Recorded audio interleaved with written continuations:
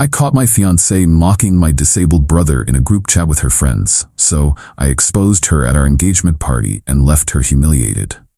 I used to think my fiancée Callie was the best thing that ever happened to me.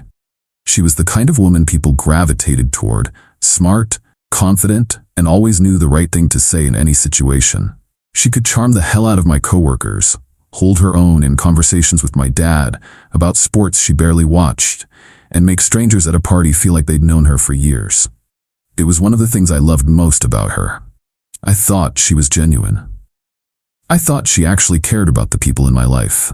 That's why it never crossed my mind that she was capable of what she did. Callie and I had been together for 3 years, engaged for 1. We had met at a work event. I was in marketing, she was in public relations, and somehow we ended up at the same table during a networking dinner. She was easy to talk to, funny, sharp, and just the right amount of sarcastic. 1 date turned into 5. 5 turned into months. We moved in together after a year, got engaged after 2. She was the kind of person who made things feel easy. No unnecessary drama, no petty fights. We had mutual respect, or so I thought. The way she treated my family only reinforced that, especially my younger brother Jordan. Jordan is 24. He's always been the kind of guy who lights up a room, not in the flashy, over-the-top way Callie did, but in a way that made people feel comfortable. He's funny, good-hearted, and never plays the victim, even though life hasn't always been easy for him. He was born with a disability that affects his mobility. It's noticeable. He walks with a limp, but it's not something he lets define him. He's never been self-conscious about it.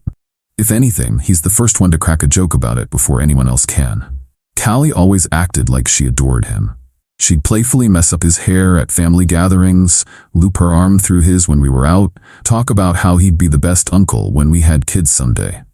She never made him feel different. At least not when I was around. Callie had a big personality. She was always the center of attention, whether it was at parties, work events, or just sitting at the dinner table. She knew how to command a room. I used to think it was just part of who she was. She was social. She liked to be admired. But looking back, I realize now that she always had to be the most interesting, most important person in the room. If the conversation wasn't about her, she found a way to make it about her. It was subtle at first, little shifts in topic, small interruptions. But once we got engaged, she started expecting me attention. Especially with the wedding coming up. Callie wanted a big engagement party, not just a gathering of close friends and family, a full-blown expensive event. She had visions of a rented ballroom, a catered menu, fancy invitations. She wanted everything to be perfect. I didn't mind at first. I wanted her to be happy, and if this was important to her, then fine. But then it started becoming a status thing. She started talking about the party like it was a showcase of our future life together. She wanted to make sure people saw that we were the perfect couple. She was obsessed with the idea of everything being aesthetic, even down to the guest list. One night, while we were talking about the party, she brought up something that didn't sit right with me.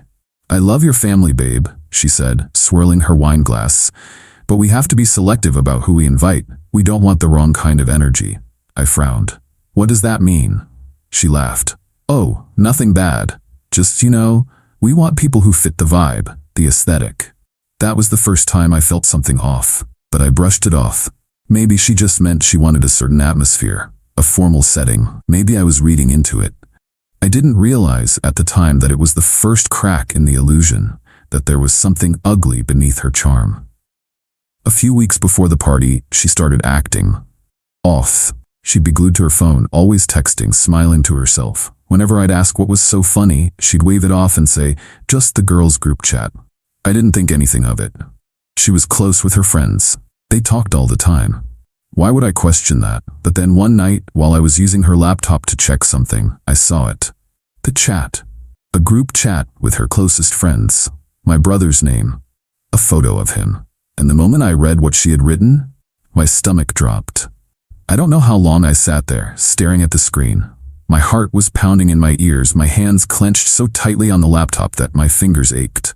The words on the screen blurred together, but no matter how much I wanted to convince myself I had misread them, I hadn't. It was all right there. Callie, my fiancée, the woman I was supposed to marry, mocking my brother like he was some kind of joke. And her friends? laughing right along with her. It started with a picture, a photo from a family barbecue a few weeks ago. Jordan had been in the background, balancing a plate of food in one hand and a drink in the other, making some dumb joke that had everyone cracking up. Callie had sent the picture to her group chat. Her caption, "Why does he always walk like he just lost a fight with gravity?" There were laughing reactions. One of her friends, Michelle, replied, Stop, I was just thinking that. He moves like one of those broken wind-up toys." Another one, Vanessa, added, "Idea how you keep a straight face around him. I'd be wheezing every time he entered the room." And Callie? She responded with, "It's literally a daily struggle, trust me." My stomach twisted, but it got worse, because they weren't just mocking him, they were complaining about him. So he's gonna be at the engagement party, right? Unfortunately, yeah. Can't exactly uninvite him. Ugh. You better put him in the back for photos, or maybe crop him out later. LMAO, stop. But yeah, I already told Nathan that we need to be strategic with the seating arrangements. So you're gonna make sure he doesn't ruin your aesthetic? Kelly? Obviously. I mean, the vibe of the party has to be right. My hands were shaking. She didn't just mock my brother. She was embarrassed by him. The same woman who had looped her arm through his at dinners, smiled at his jokes, called him family, had secretly been treating him like a burden. And she thought I'd never find out. But they weren't just talking about Jordan. The next few messages were about me. Not as cruel, not outright mean, but enough. I swear, sometimes Nathan is just too nice for his own good. What does that even mean? Like, he's sweet and all, but sometimes I feel like I'm engaged to a golden retriever, just happy to be here. Vanessa, LMAO, are you getting cold feet? No, it's not that. I love him, obviously, but sometimes I wish he had a little more edge, you know? More confidence, more... I don't know, just more. More alpha, less puppy, lol, stop, but kinda. I felt a cold, sinking sensation in my chest. I had never been insecure about my relationship before, but reading those messages, I realized that the woman I thought loved me unconditionally had been mocking me behind my back too. She didn't respect me. She didn't respect my brother, and suddenly, everything in our relationship felt like a lie. I could have confronted her right then, stormed into the other room, thrown the laptop at her, demanded an explanation. But I didn't, because Callie was good at talking her way out of things. If I confronted her, she'd deny it, call it harmless jokes, say I was overreacting, taking things too seriously. She'd probably turn it around on me, make me feel guilty for snooping. No, she wasn't going to talk her way out of this. Not this time. I needed to be smarter. I needed proof. So I started taking screenshots. Every cruel message, every joke, every time she laughed about making Jordan an afterthought at our engagement party. By the time I was done, I had everything I needed. And that's when the anger really set in. Because Callie had spent years pretending, years smiling at my family, hugging my brother, saying all the right things, and the whole time, she had been laughing at us behind closed doors. She had fooled me. And now, I was going to make sure she never fooled anyone again. I started paying attention, watching her closely. She had no idea I knew. She kept smiling at me like nothing was wrong, still planning our engagement party, still acting like we were the perfect couple. I played along, because I wasn't just going to dump her. That would be too easy. I wanted her to feel exactly what my brother would have felt if he had ever read those messages. I wanted her to know what it was like to have the people around her laugh at her. I wanted her to experience humiliation, and the best part, she was handing me the perfect opportunity on a silver platter. The engagement party, the one she had been obsessing over for months, the one she had called the perfect way to show people who we are as a couple. She wanted to make sure the party was a reflection of us, and that's exactly what I was going to give her. A night she would never forget. But not for the reasons she thought. I walked into that venue knowing exactly what I was about to do. The room was perfect, just like Callie had planned. White flowers lined the aisle, candles flickered on every table, and a string quartet played softly in the background. Every detail was exactly how she had wanted it. She had spent months obsessing over this wedding, and now it was all about to crumble around her. From the moment I arrived, I could feel the weight of expectation. Callie's parents greeted me warmly, her dad clapping me on the back. "Son, you ready for the big day?"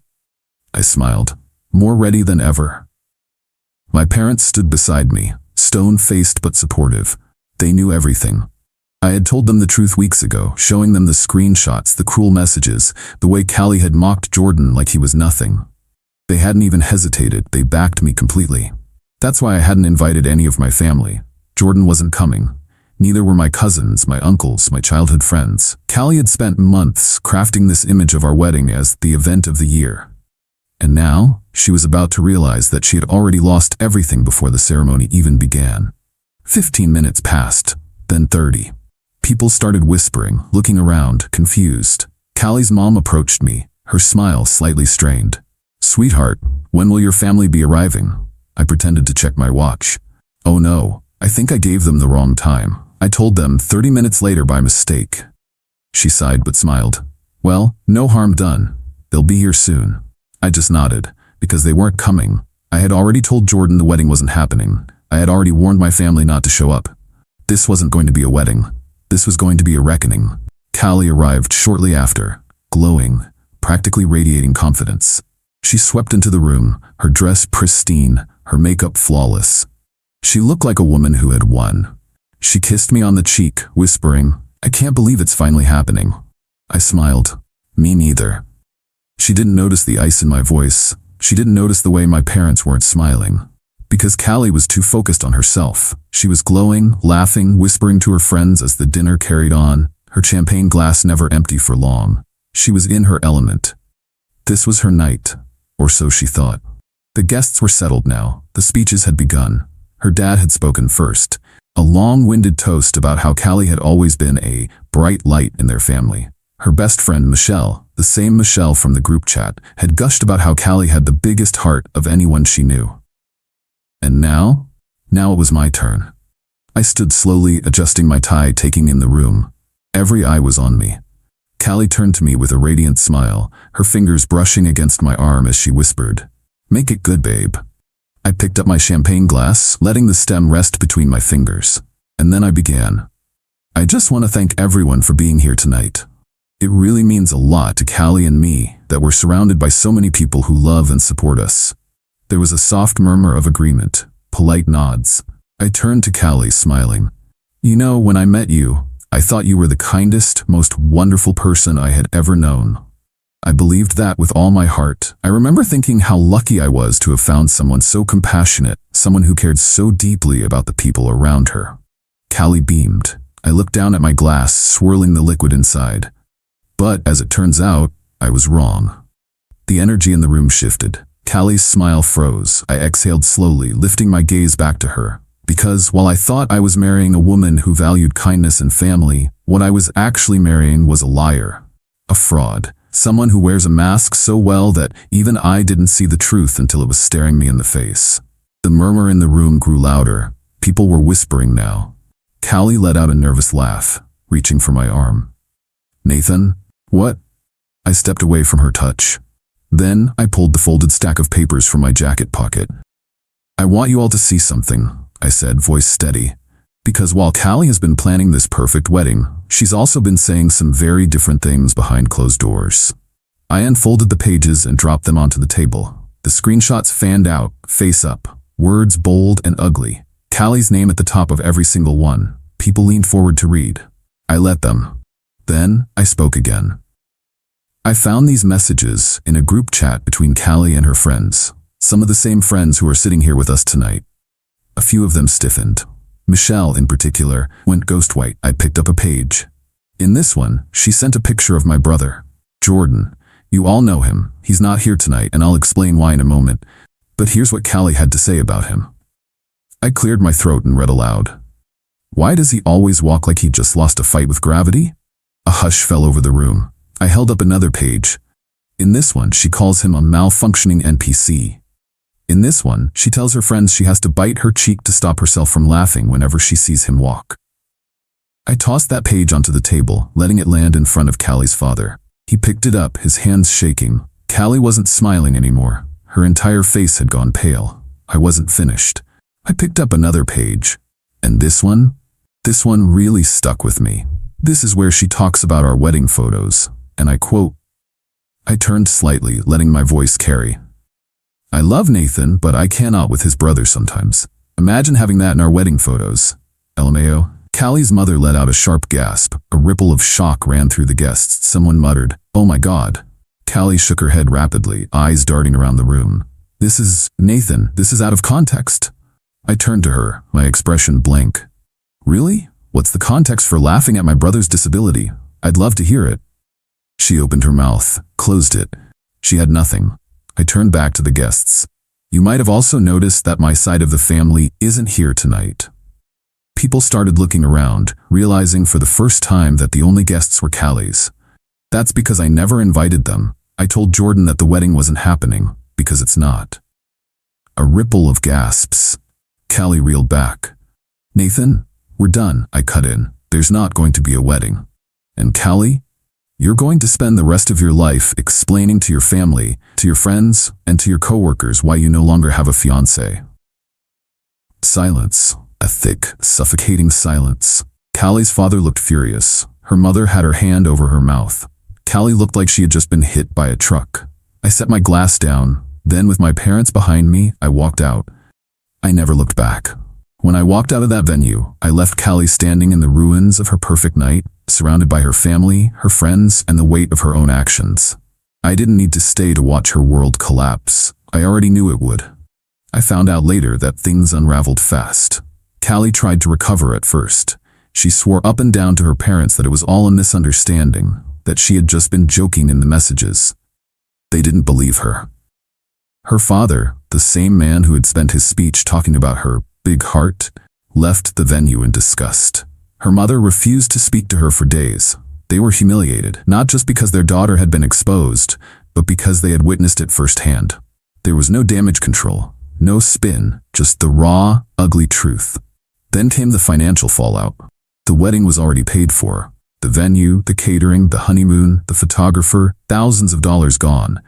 She had been the one insisting on paying for everything up front. And now, she was on her own.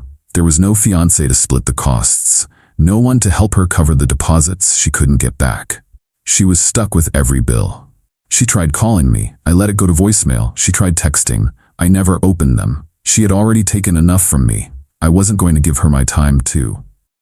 Then the job loss came. Callie worked in public relations. Her entire career was built on image, reputation, and perception. And when the screenshots started circulating outside of that room, her company got wind of it. They had a strict policy against discrimination and harassment. A few days later, she was fired. Now, she wasn't just alone and in debt, she was unemployed too. And then, of course, her friends turned on her. I wasn't surprised. The same people who had laughed with her in the group chat, the ones who had encouraged her cruelty, they were suddenly appalled, like they hadn't been part of it the whole time. One of them, Michelle, reached out to me. "We're so sorry for everything that happened," she wrote. "Callie was just the worst. I can't believe she would say those things about Jordan. She's completely toxic." Vanessa messaged me too. "I had no idea how bad she really was. I feel awful that you had to deal with that." I stared at their messages. Then I typed out my response. "You laughed with her. You encouraged her. You are just as bad as she is." Then I blocked them all. I don't know what happened to Callie after that. Maybe she found a way to pick herself up. Maybe she didn't. But it wasn't my problem anymore. She had spent years pretending to be someone she wasn't. And now, she had to live with who she really was, without me.